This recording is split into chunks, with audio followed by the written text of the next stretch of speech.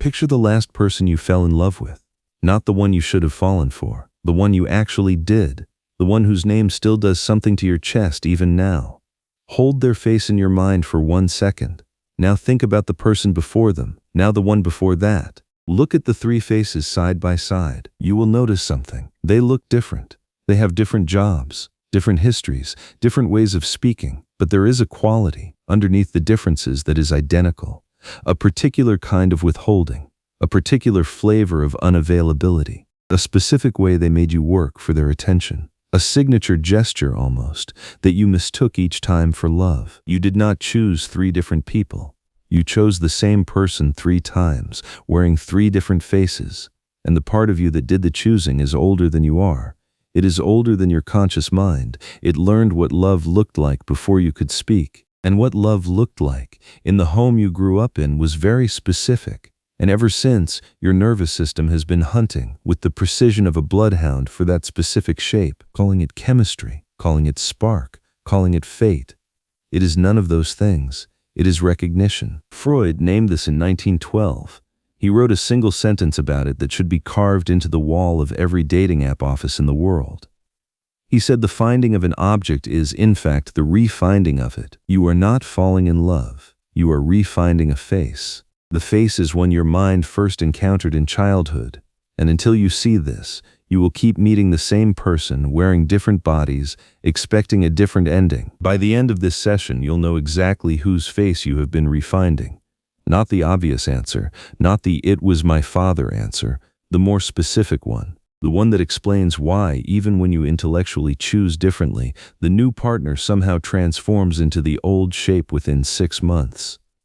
Stay with me. There's a patient I want to tell you about. She came to Freud in 1905. She was 18 years old. She left him abruptly after 11 weeks. And in her leaving, Freud discovered something so important that the rest of modern psychotherapy has been built on top of it. I'll come back to her. Lie down. Close your eyes. This is your session. Let me describe the moment you keep falling into. It is not the first date. It is earlier than that. It is the moment, in a crowded room or on a screen, when you notice someone. Not because they are the most attractive person there. Not because they are interested in you. Often the opposite. They are slightly disengaged. They are talking to someone else. They are scrolling on their phone while you are trying to make eye contact. Something about their slight inaccessibility makes your nervous system light up in a way no available person ever has. You will call this chemistry. The word is precisely wrong. There is no chemistry. There is a recognition reflex firing in your body because something about this person matches the original shape your nervous system was tuned to. They are doing something familiar. The familiarity is not consciously visible. You cannot point to it, but your body knows. The body always knows. And the body in this moment is telling you something terrible. It is telling you, this one I know how to love. Because this one I have already loved, in a different costume, a very long time ago. If you have ever wondered why stable partners feel boring to you, why the kind person you dated for 2 months made your chest go quiet rather than electric, why you broke up with the partner who actually showed up for you and went chasing after someone who could not even commit to making plans, the answer is here. Stable partners do not match the original shape. They are not running the script your nervous system is hunting for. Your body, which has equated love with longing, mistakes the absence of longing for the absence of love, so it goes looking for the longing, and it finds it, every time, in the next slightly unavailable face. In 1912, Freud wrote an essay called The Dynamics of Transference. The word transference, the carrying over. He had observed, year after year, that his patients did not simply talk to him, they projected onto him. They reacted to him as though he were someone else from their past. The father who had been distant, the mother who had been demanding, the sibling who had been favored. They did not consciously know they were doing this. They thought they were having a real interaction with their analyst. But the feelings they were having were too large, too intense, too irrationally specific to be about Freud, the man. They were about someone else, someone Freud reminded them of, in some small detail that was enough to trigger the entire old emotional configuration. Freud realized something extraordinary. The patients were not just doing this with him, they were doing this with everyone. Every relationship in their lives was being filtered through this same mechanism. The boss who reminded them of their father, the friend who reminded them of their mother, and, most powerfully of all, every romantic partner. Every single one. Without exception. He gave it a chilling formulation. The choice of a love object, he said, is not a choice in any meaningful sense. It is a recognition. The conscious mind selects from a small range of candidates the unconscious has already pre-approved. The unconscious only pre-approves candidates who match the original imago, the original image, the first face your nervous system equated with love, usually a parent, sometimes a primary caregiver, sometimes a sibling, always someone in the family of origin. You think you are free to love anyone. You are not. You are free to love a very narrow range of people who match a template that was set, in your case, by the time you were 5 years old. And the template includes everything. The kind of voice that soothes you, the kind of withholding that makes you want to try harder, the kind of warmth that feels like home, and the kind of pain that feels, on some deep level, like the bill being paid for the love you needed but didn't quite get. This is the part most people refuse to hear, so I'll say it once. You are not looking for love. You are looking for the specific person who failed to love you correctly, in the form of someone who might, this time, do it right. You are not on dates. You are conducting interviews. The interview question is a single, unspoken sentence.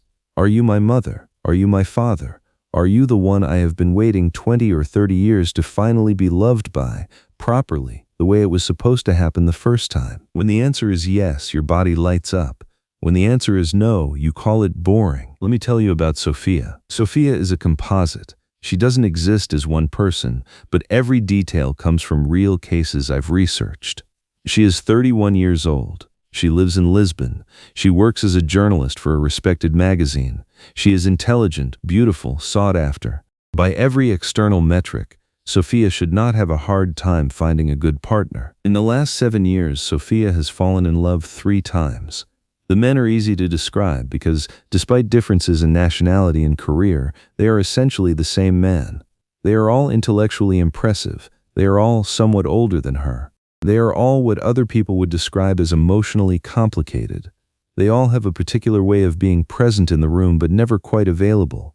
They all praise her intelligence in moments when she has earned it, and withhold the praise pointedly when she has not. They all keep her slightly off balance. Each relationship has lasted about a year.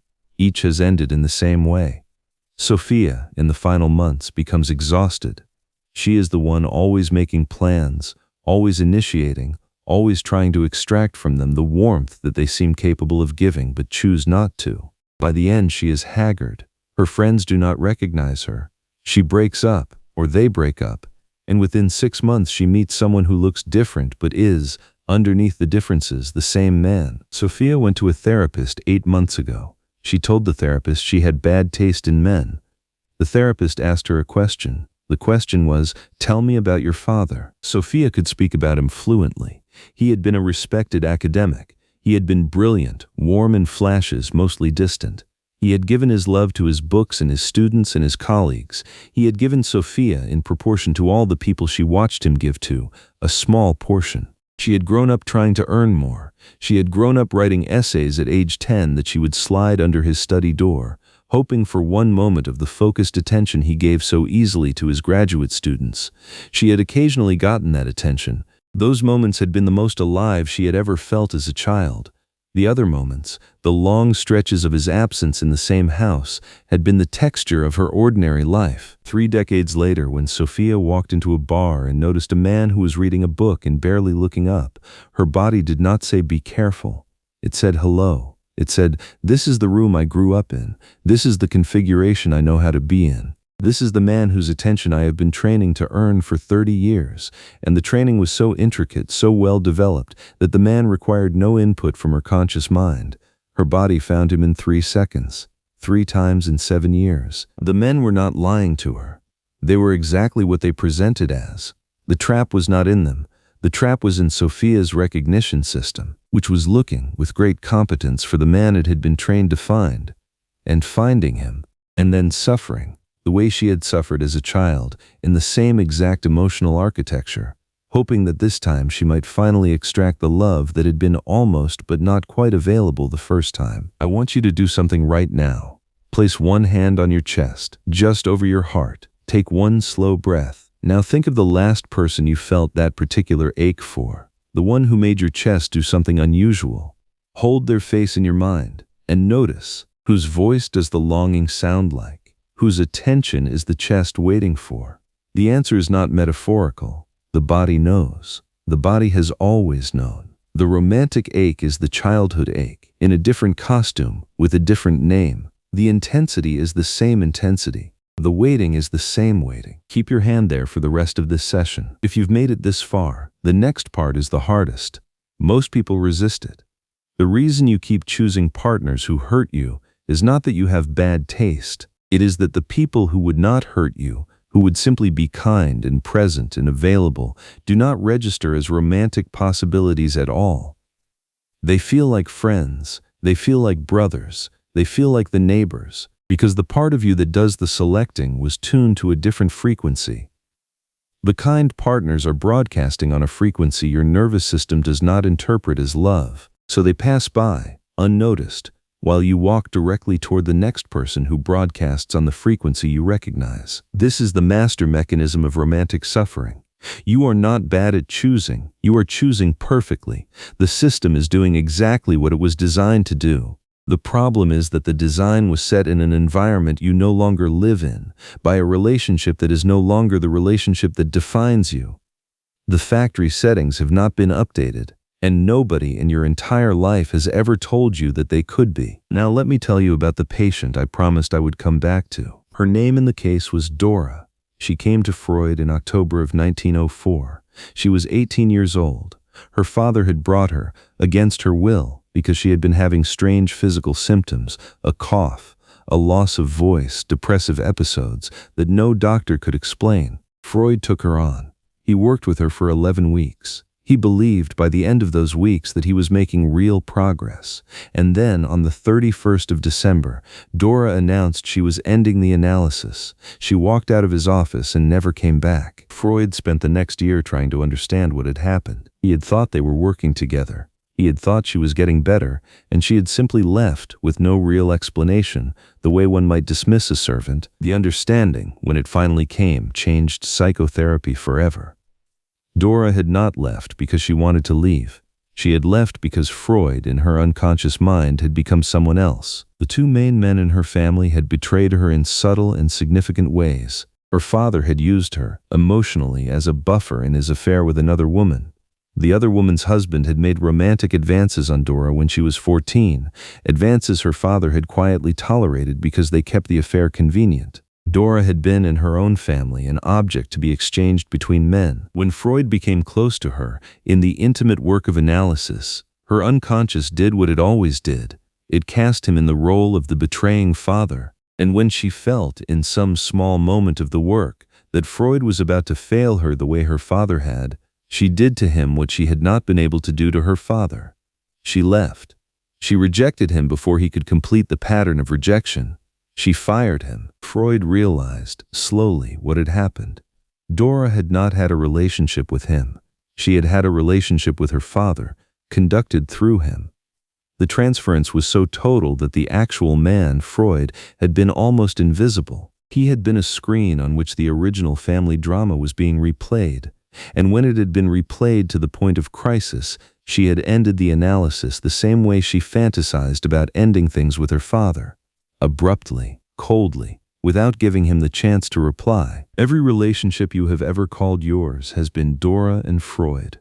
The person across from you was not the person across from you. They were a screen.